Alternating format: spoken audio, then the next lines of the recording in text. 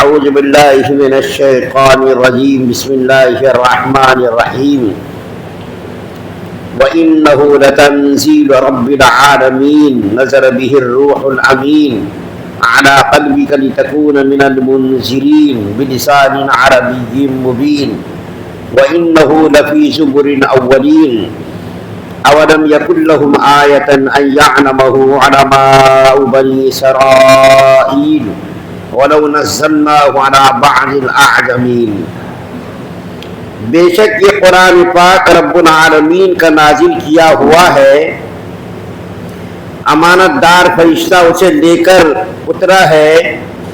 اے پیغمبر صلی اللہ علیہ وسلم تمہارے قلب پر اترا ہے تاکہ تم ان پیغمبروں میں شامل ہو جاؤ جو لوگوں کو خبردار کرتے ہیں۔ ایسی عربی زبان میں اترا ہے جو پیغام کو واضح کر دینے والی ہے، اور اس قرآن پاک کا تذکرہ پچھلی آسمانی کتابوں میں بھی موجود ہے۔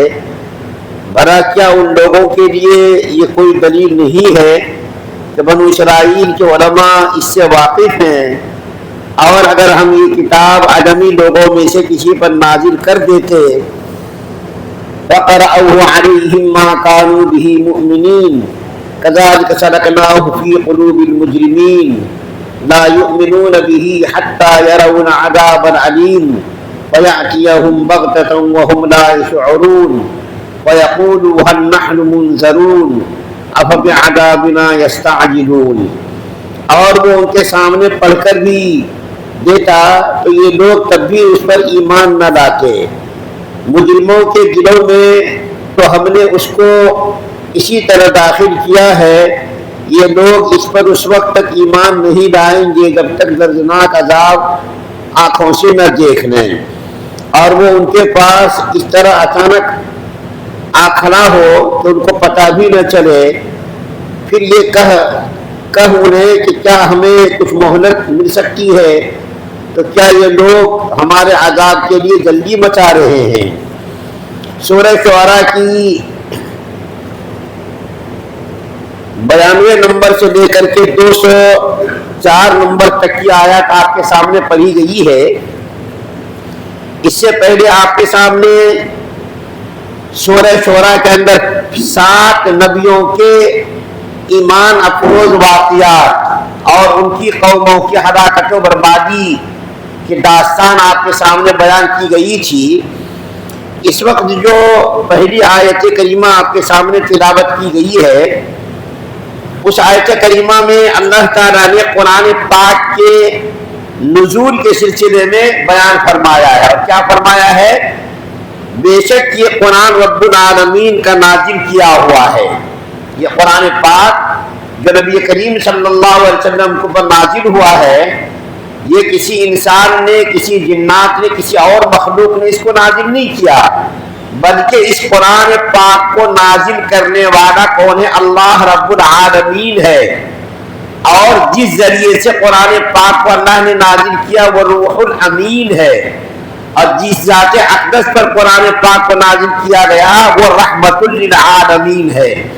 تو دیکھیے سلسلہ کتنا پاکیزہ چلا ہے کہ نازل کرنے والا رب العالمین، درمیان میں جو واسطہ بنا ہے قرآن پاک کو نازل کرنے کا، اور جو قرآن پاک لے کر کے آتے تھے فرشتے، اس کا نام جبریل علیہ السلام ہے، اور اس کے بارے میں آتا ہے کہ وہ روح الامین ہے، امانت دار ہیں۔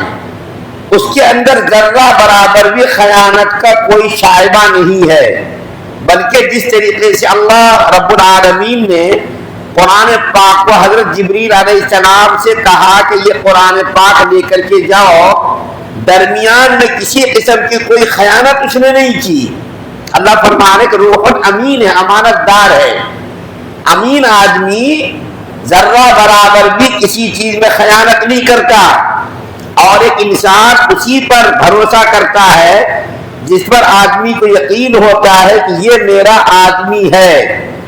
جب کسی کو کسی پر بھروسہ ہوتا ہے تو وہ آدمی اس آدمی کے ذمے بہت سارے کام لگاتا ہے۔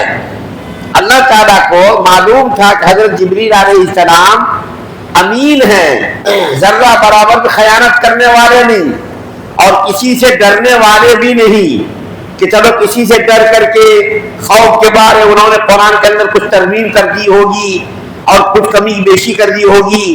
تو اللہ تعالیٰ نے اس کو بھی صاف کر دیا کہ روح الامین امانت دار ہے، امانت میں خیانت کرنے والے نہیں ہیں. نازل کرنے والا بھی بہت بڑی ذات ہے، اور جو نازل کر بیچ میں واسطہ بنا وہ بھی بہت قوی اور طاقتور ہے.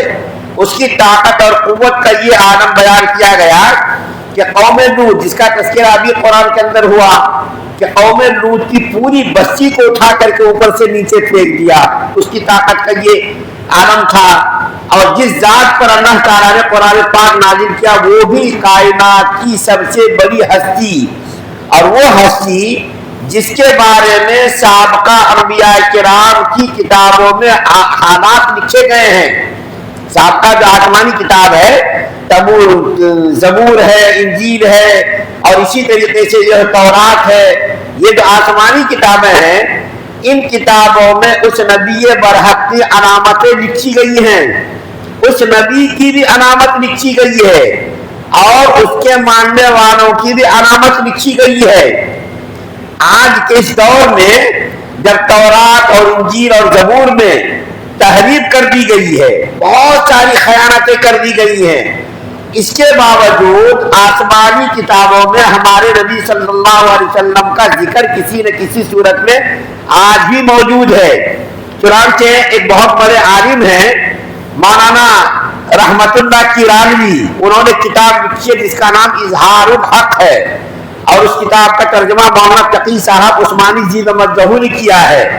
اس کتاب کے اندر یہ بیان کیا گیا ہے کہ جو تورات اور انجیل اور زبور ہے ان کتابوں کے اندر یہ تحریفات کی گئی ہیں، یہ تدبیس کی گئی ہے، یہ خیانت کی گئی ہے. اس کے باوجود بھی ہمارے نبی صلی اللہ علیہ وسلم کی بہت ساری نشانیاں، بہت ساری پیشین گوئیاں اور بہت ساری علامت اس کتاب کے اندر بیان کی گئی ہے. اور یہ کتاب اردو میں بھی دستیاب ہے. اس کا نام ہے بائبل سے قرآن تک. کئی جلدوں میں یہ کتاب ہے. میرے پاس یہ مہاراشٹر میں تھی یا نہیں ہے تو یہ کتاب ہے. اس کے اندر ہمارے نبی صلی اللہ علیہ وسلم کی بہت ساری خوبیاں، بہت ساری نشانیاں، بہت ساری علامات بیان کی گئی ہیں.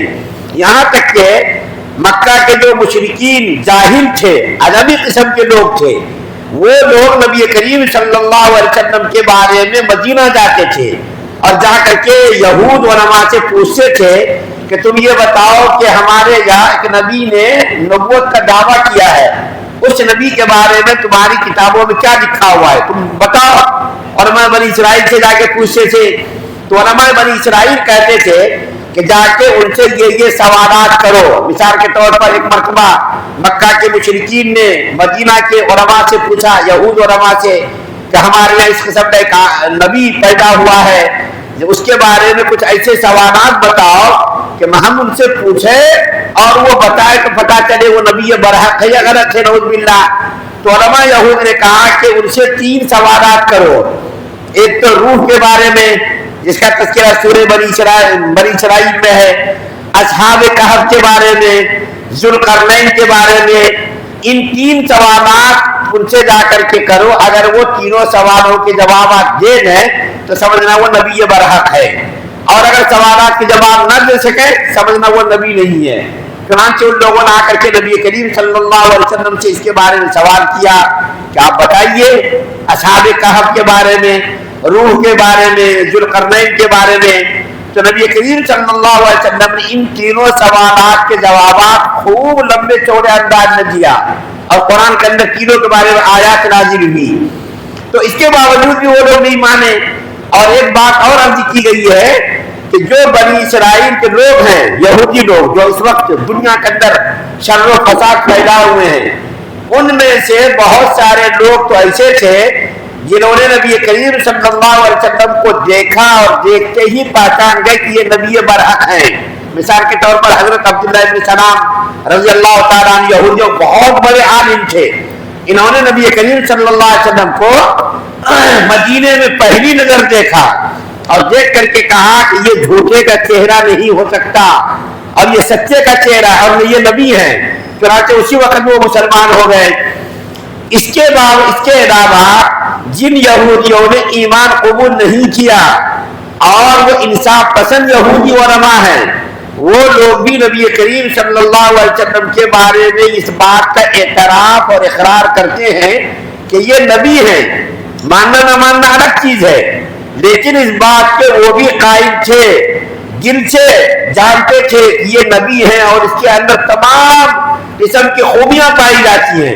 ہمارے نبی صلی اللہ علیہ وسلم کے ماننے والے صحابہ خلفائے راشدین کے بارے میں بھی ان کی کتابوں میں علامت لکھی گئی تھی۔ مثال کے طور پر اس مختصر مجلس میں ایک مثال آپ کے سامنے پیش کرتا ہوں، جس سے پتہ چلے گا کہ نبی کریم صلی اللہ علیہ وسلم کے بارے میں بھی ان کی کتابوں میں علامتیں لکھی گئی تھی، اور ہمارے نبی صلی اللہ علیہ وسلم کے صحابہ کرام جو تھے ان کے بارے میں بھی ان کی کتابوں میں علامتیں لکھی گئی تھی۔ چنانچہ ایک مثال ہے 16 ہجری میں حضرت عمر فاروق رضی اللہ تعالیٰ عنہ کے زمانے میں مسلمانوں نے بیت المقدس کا محاصرہ کیا، لمبا عرصہ گزر گیا، مسلمانوں کو فتح نہیں مل رہی تھی۔ اخیر میں عیسائی علماء نے مسلمان فوجی کمانڈر کے پاس یہ درخواست بھیجی کہ اگر آپ کا امیر المومنین یہاں آئے تو ہم بیت المقدس کی چابی آپ کو دے دیں گے، بغیر جنگ و جدال کے، لڑائی جھگڑے کے، خون خرابے کے۔ آپ امیر المومنین کو بلائیے اور بلا کر کے ان کو یہاں حاضر کیجیے، ہم لوگ جو ہے آپ کے تابع ہو جائیں گے اور آپ کے جو ہے ہمارے بیت المقدس کی چابی کر دیں گے۔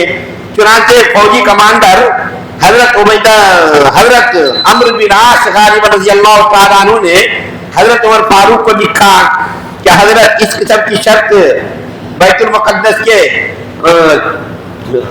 عیسائی علماء نے لگا رکھی ہے کہ اگر آپ آئیں تو ہم لوگ بغیر جنگ و جدال کے بیت المقدس کی چابی دے دیں گے۔ چنانچہ حضرت عمر فاروق رضی اللہ تعالیٰ عنہ کو جب یہ خط ملا تو حضرت عمر فاروق رضی اللہ تعالیٰ عنہ ایک اونٹ پر اپنے غلام کو لے کر کے روانہ ہوئے۔ کبھی حضرت عمر فاروق اس کے اوپر سوار ہوتے تھے، کبھی غلام کو سوار کرتے تھے۔ جب بیت المقدس کے قریب حضرت عمر فاروق رضی اللہ تعالیٰ عنہ کو اونٹ پہنچا تو حضرت عمر فاروق نے اپنے غلام کو اونٹ پر بیٹھا رکھا تھا اور اونٹ کی نکیل پکڑ کر کے چل رہے تھے۔ غلام نے کہا بھی حضرت آپ سوار ہو جائیے، میں نیچے چلتا ہوں۔ تو حضرت عمر فاروق رضی اللہ تعالیٰ عنہ نے فرمایا کہ انصاف کا تقاضا یہ ہے، تمہاری باری ہے اونٹ پر سوار ہونے کی، تم ہی سوار رہو گے۔ چنانچہ جب بیت المقدس کے قریب پہنچے حضرت عمر فاروق رضی اللہ تعالیٰ عنہ تو اس حال میں پہنچے کہ کپڑے میں 17 پیوند لگے ہوئے تھے، 17 پیوند، اور اونٹ کی نکیر ہاتھ میں تھی اور غلام اونٹ کے اوپر سوار تھا۔ بیت المقدس کے جو عیسائی علماء تھے وہ اپنی کتابوں کو یوں دیکھ رہے تھے کھول کھول کر کہ بیت المقدس کو فتح کرنے والا اس قسم کا ہوگا، اس کا غلام اس کے اونٹ پر سوار ہوگا، امیر المومنین اونٹ کی نکیر پکڑے ہوئے ہوں گے، اور اس طریقے سے جو اس کے کپڑوں میں 17 پیوند ہوں گے اور یہ نشانیاں ہوں گی، یہ علامتیں ہوں گی۔ جب انہوں نے اپنی کتابوں میں ساری علامتوں کو دیکھ لیا کہ ساری علامتیں اس آدمی کے اندر یعنی حضرت عمر فاروق کے اندر پائی جاتی ہیں، تو بیت المقدس کے جتنے مجاورین تھے، عیسائی علماء تھے اور بیت المقدس کے جو بادشاہ تھے، انہوں نے آ کر کے حضرت عمر فاروق رضی اللہ تعالیٰ عنہ کی خدمت میں کہا یہ بیت المقدس کی چابی ہے۔ ہماری کتابوں میں آپ کے بارے میں لکھا ہوا ہے ساری علامتیں، ساری نشانیاں، اور آپ کے اندر وہ ساری نشانیاں پائی جا رہی ہیں۔ اب ہم آپ سے جنگ و جدال کرنا نہیں چاہتے، لڑائی جھگڑا کرنا نہیں چاہتے، یہ بیت المقدس کی چابی آپ کے حوالے ہے۔ تو یہ ان آیات کے اندر جو یہ باتیں کی گئی ہیں کہ اللہ کا رسول صلی اللہ علیہ وسلم کے بارے میں ساری علامتیں، ساری نشانیاں لکھی گئی تمام آسمانی کتابوں میں، اور تمام پیغمبروں نے اپنی اپنی امت کو ہمارے نبی کے بارے میں بتایا کہ آخر میں کیسے نبی آنے والے ہیں، اس کی یہ نشانی ہوگی، اس کی یہ خوبی ہوگی، اس کے ماننے والوں کے اندر یہ کمالات ہوں گے، یہ جو صفات ہوں گی، یہ چیزیں ہوں گی۔ اور ایک بات اور اللہ نے فرمائی جس کو میں کہہ کر کے ختم کرتا ہوں، لمبی بات ہو جائے گی، وہ یہ ہے اللہ تعالیٰ فرماتے ہیں کہ اگر اس قرآن کو ہم کسی عجمی آدمی کے اوپر نازل کرتے. یہ لوگ تو یہ کہہ رہے ہیں کہ قرآن پاک عربی زبان میں نازل ہوا ہے اور عربی زبان ہمارے نبی صلی اللہ علیہ وسلم کی زبان ہے. ہمارے نبی صلی اللہ علیہ وسلم نے نعوذ باللہ اس قرآن پاک کو بنا دیا ہے, قرآن پاک کو گڑھ لیا ہے, قرآن پاک کو سن سن کر کے جو ہے اس کو ترتیب دے دیا ہے.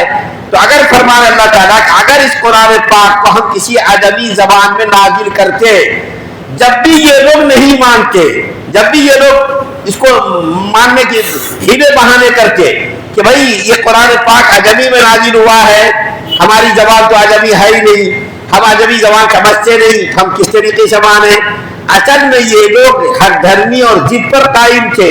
ضد اور ہر دھرمی ایسی بری بلا ہے کہ آدمی کو ہدایت سے بھی روک دیتی ہے, اور یہ لوگ اس لیے نہیں مان رہے, اس کے اندر ضد ہے, ہر درمی ہے, اناج ہے, اور ہیلے بہانے کر رہے ہیں کہ قرآن پاک اگر کسی عجمی آدمی پر نازل ہوا ہوتا ہم لوگ مان لیتے. اللہ فرما رہے کہ اگر آپ کے علاوہ کسی آدمی پر قرآن نازل ہوا ہوتا تو اس کو بھی یہ نہ مانتے, اس کو یہ چھوڑ دیتے اور کہہ دیتے کہ بھائی ہماری زبان عجمی نہیں ہے, اسلام ماننے سے قاصر ہے.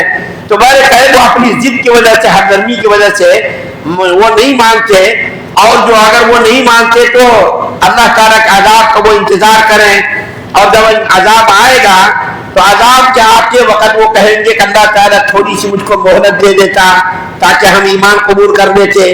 تو ایسے وقت کا ایمان بھی قابل قبول نہیں ہے. جیسا کہ فرعون جب پانی میں غرق ہونے لگا تو اس نے کہا کہ ہم ایمان لاتے رب موسیٰ و ہارون پر, لیکن اللہ تعالیٰ نے اس کے ایمان کو رد کر دیا کہ وہ آخرت کا مشاہدہ کرنے کے بعد ایمان قابل قبول نہیں ہے. یہ کفار اور مشرکین اگر عذاب دیکھ کر کے اس وقت یہ ایمان قبول کریں گے تو اس وقت کا ایمان لانا ان کا قابل قبول نہیں ہوگا.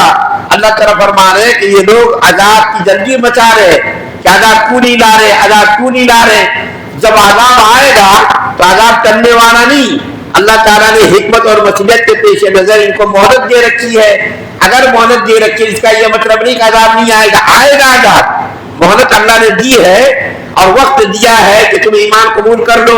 اگر تم ایمان قبول نہیں کرتے تو تمہارے پر عذاب آئے گا, اور عذاب دیکھ کر کے جب تم ایمان قبول کرو گے تو اس وقت کا تمہارا ایمان بھی قابل قبول نہیں ہوگا.